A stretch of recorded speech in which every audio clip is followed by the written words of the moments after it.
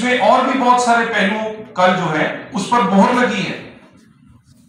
ان میں عمران خان اور پنکی پیرنی کے علاوہ گوگی، گجر، بزدار کی جو کرپشن تھی، جو ان کی سٹوریاں تھیں، جو اس کے پیچھے طاقت تھی عمران خان کی، اور جو کچھ وہاں کھیل کھیلا گیا وہ بھی اس پر بھی یہ مہر لگی.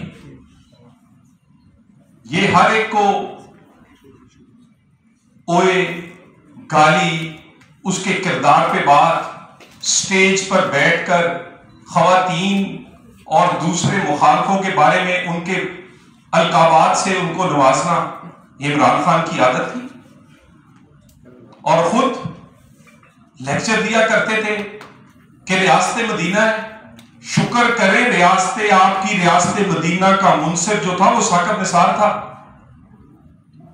اگر ثاقب نثار منصف نہ ہوتے تو عمران خان تم وزیر اعظم نہ ہوتے، تم سنسار ہوتے. اور اس کے آپ اندازہ لگائیں، سیتا وائٹ سے شروع ہو جائے اور اس کے بعد میں نام نہیں لینا چاہتا لیکن مجبوری ہے کہ لوگوں کو یاد کروانے کے لیے آئلہ ملک سے لے کے گلے لئی ان کی جو ہے، میں نے آپ کسی کی عزت آپ سے محفوظ ہی نہیں. آپ نے جس عورت کو بھی ایک ہی نظر سے دیکھا ہے وہ بیٹیوں کی عمر کی ہے، وہ بہنوں کی عمر کی ہے یا کسی اور کی. اور آپ دیکھیے کیا یعنی پیر اور مرید کا کیسا ایک احترام کا، تقدس کا رشتہ ہے.